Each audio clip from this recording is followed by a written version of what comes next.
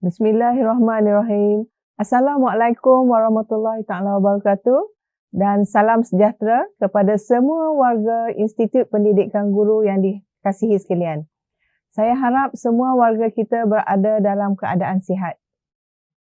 Tahun 2020 telah berlalu dan telah membawa 1000 kenangan dan cabaran yang telah kita lalui. Bermula awal tahun 2020, seluruh dunia dikejutkan dengan pandemik COVID-19. Pada 18 Mac 2020, seluruh rakyat Malaysia telah dikenakan Perintah Kawalan Pergerakan atau PKP. Bermula saat itu, kita semua wajib mematuhi SOP bagi memutuskan rantaian COVID-19. Saat itu juga kita semua sering mendengar dan menggunakan frasa baru seperti the new norms atau norma baru, work from home, BDR, mencuci tangan, menggunakan sanitizer, memeriksa suhu badan, memakai pelitup muka dan menjaga jarak fizikal. Namun begitu, apa yang lebih janggal dan tidak pernah kita alami sebelum ini adalah kita tidak boleh bebas bergerak sesuka hati, tidak dapat datang bekerja dan bersekolah seperti biasa. Maka kita semua memanfaatkan penggunaan teknologi, sama ada pembelajaran secara online ataupun mesyuarat-mesyuarat yang semuanya dilaksanakan secara maya bagi mencapai objektif dan sasaran yang telah ditetapkan. Hikmah pandemik ini sebenarnya menuntut kita menilai semula kaedah pengajaran dan pembelajaran serta pengurusan dan kepimpinan dalam mengaplikasikan teknologi digital dan rangkaian. Apa yang kita alami pada tahun 2020 ini pernah berlaku pada tahun 1346, iaitu wabak bubonic atau dikenali juga sebagai the Black Death. Wabak yang dibawa dari negeri China ini disebarkan oleh tikus yang telah mengorbankan banyak nyawa di Mediterranean dan juga di Eropah. Disebabkan pandemik ini dan kematian yang ramai, ianya telah mengubah asas sistem feudal, iaitu petani yang dulunya diperah keringat dan tenaga tanpa dibayar gaji serta perlu membayar cukai, maka satu titik perubahan atau peralihan telah berlaku ataupun kita kenali sebagai critical juncture. Oleh sebab kekurangan pekerja pada masa itu, maka petani telah mula meminta mereka diberi gaji yang setimpal dengan pekerjaan mereka. Ya, begitu jugalah apa yang berlaku pada masa kini. Ada critical juncture-nya. Ya. Dan critical juncture bagi penggunaan teknologi secara lebih meluas lagi dalam kehidupan seharian, dalam pengurusan pendidikan dan pembelajaran serta bekerja dari rumah dan di mana-mana akan menjadi satu perkara biasa. Warga IPG yang dikasihi semua, tahun 2021 merupakan tahun permulaan gelombang ketiga bagi Plan Pembangunan Pendidikan Malaysia 2013-2025. Pada permulaan gelombang ketiga, semua sekolah, guru, pengetua dan guru besar perlu menunjukkan prestasi melebihi standard minimum, seperti yang dinyatakan di dalam Plan Pembangunan Pendidikan Malaysia. Oleh itu, KPM akan memberikan tumpuan kepada keluasan operasi untuk memupuk budaya kepimpinan rakan tugas bagi pembangunan kecemerlangan profesional. KPM juga akan menganjakkan kebanyakan sekolah dan membangunkan model kejayaan sekolah berdasarkan inovasi dalam pengajaran. Matlamat kementerian adalah untuk membangunkan sistem pengekalan kemajuan kendiri yang mampu untuk mencetuskan inovasi dan meningkatkan pencapaian yang lebih tinggi. Tahun 2021 ini juga merupakan gelombang ketiga bagi transformasi IPG, iaitu mendapat pengiktirafan global, latihan perguruan standing dengan universiti. Inisiatif yang dilaksanakan menjurus kepada pengiktirafan global bagi pengurusan program pengajian perguruan yang berkualiti untuk pra-perkhidmatan dan dalam perkhidmatan serta latihan pasca siswazah. Sasaran pencapaian transformasi IPG ini dapat dicapai melalui 8 kluster, iaitu transformasi organisasi dan kepimpinan, peningkatan kualiti pensyarah, pembudayaan penyelidikan dan inovasi, penambahan infrastruktur, pemantapan kualiti kurikulum, pemantapan kualiti pelajar, pengantarabangsaan dan pemantapan pembangunan profesionalisme keguruan.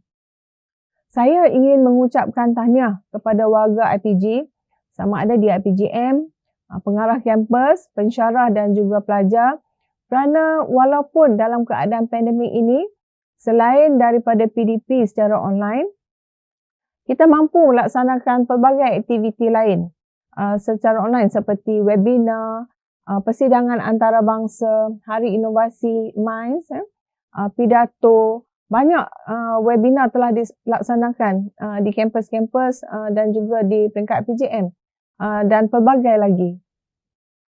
Pencapaian sasaran dalam eKPI tahun 2020 iaitu 98% menunjukkan kesungguhan warga IPG dalam merealisasikan transformasi IPG demi melonjakkan kecemerlangan kita sebagai peneraju kecemerlangan pendidikan guru.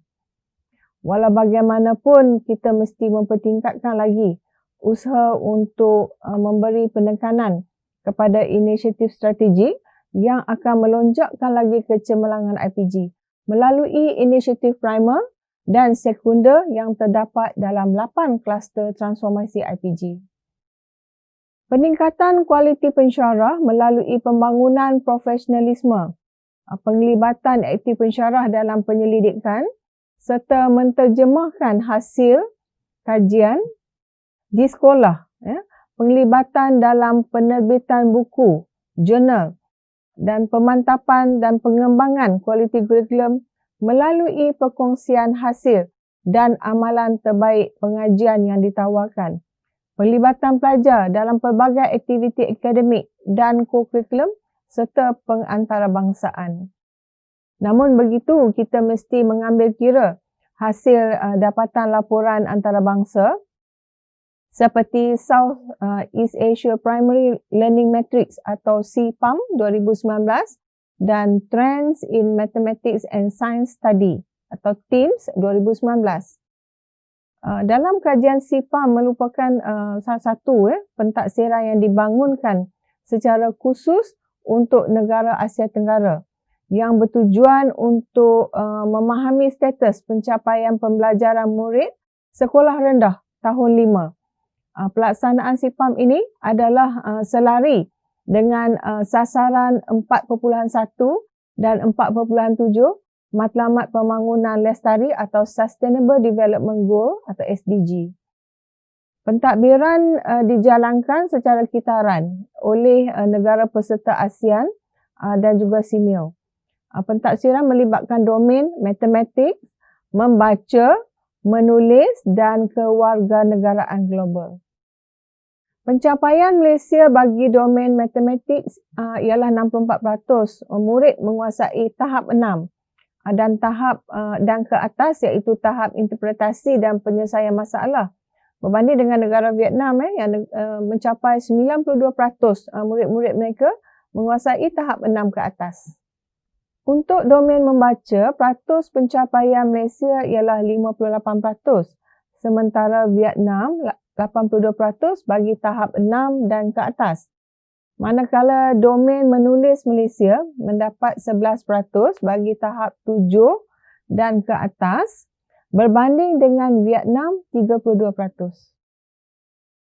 Bagi Trends in International Mathematics and Science Study, TIMSS, pula ialah satu kajian perbandingan antarabangsa yang dikendalikan oleh International Association for the Evaluation of Educational Achievement atau IEA.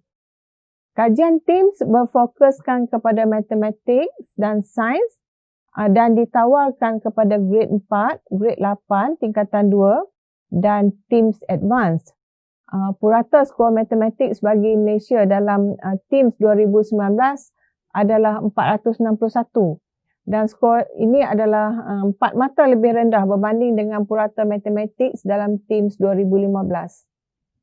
Namun begitu, pencapaian tertinggi 764 murid skornya, murid TIMSS 2019 menunjukkan purata skor paling tinggi yang pernah dicatatkan setakat ini berbanding kitaran TIMSS sebelumnya. TIMSS 1999, 648, TIMSS 2003, 615, TIMSS 2007, skornya 608, dan TIMSS 2011, 584, dan TIMSS 2015, 612. Jumlah murid yang memperolehi purata skor melebihi 700 dalam TIMSS 2019 ni adalah seramai 65 orang. Pencapaian sains dalam TIMSS 2019 telah menunjukkan penurunan berbanding dengan TIMSS 2015. Namun begitu seperti matematik, dapatan kajian menunjukkan skor murid paling tinggi 747 berbanding dengan kitaran TIMSS pada tahun-tahun sebelumnya.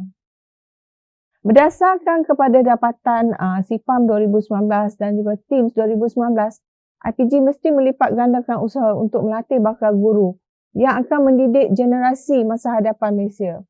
Generasi ini mesti dilengkapkan dengan pelbagai kemahiran dan kebolehan mereka berfikir secara kritikal untuk menyelesaikan masalah.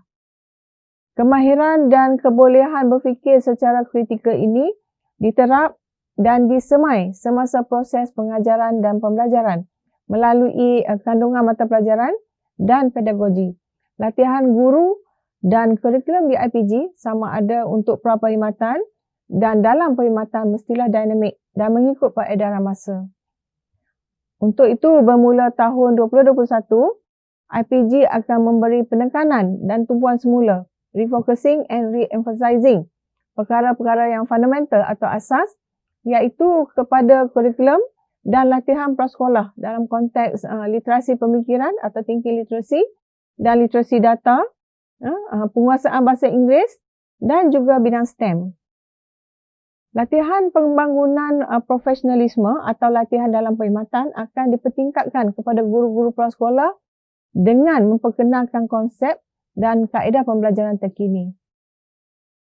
Selain daripada itu, latihan dan kurikulum untuk pra-perkhidmatan bagi semua bidang dan dalam perkhidmatan juga akan lebih menekankan kepada penggunaan case study, kaedah new pedagogies for deep learning, penggunaan laporan kajian peringkat kebangsaan dan antarabangsa, seperti kita gunakan laporan pencapaian oleh lembaga peperiksaan dan jemaah nazir, laporan antarabangsa seperti SIPAM, TIMSS dan juga PISA. Latihan pembangunan profesionalisme guru dan bengkel-bengkel perbincangan akan lebih bertumpukan kepada STEM, Dwibahasa dan juga amalan nilai. Modul-modul latihan yang disampaikan untuk pembangunan profesionalisme guru mesti mempunyai nilai dan impak yang tinggi serta strategik, iaitu dapat menyokong misi dan visi KPM. Pelajar-pelajar IPG juga mesti mempunyai pengetahuan dalam isi kandungan bidang masing-masing dengan mendalam serta juga bidang pengetahuan am atau general knowledge. Ini bagi membolehkan kita memudahkan kita memberi penjelasan kepada anak murid nanti, terutamanya murid-murid kita yang banyak bertanya dan yang mempunyai sifat ingin tahu yang tinggi. Untuk itu semua pelajar IPG mestilah banyak membaca dan juga banyak membuat tanda aras atau benchmark guru-guru yang berjaya dan berdedikasi, seperti Cikgu Sema, Cikgu Nazmi, Cikgu Nur Hailmi, Cikgu Nur Jahan dan ramai lagi guru-guru kita yang berjaya serta guru-guru di negara maju juga, berkaitan dengan amalan terbaik mereka, sama ada dari segi profesionalisme dan juga pedagogi. Begitu juga dengan pensyarah dan pengarah serta semua pihak pengurusan IPG mesti memberikan gambaran sebagai pemimpin akademik atau academic leader.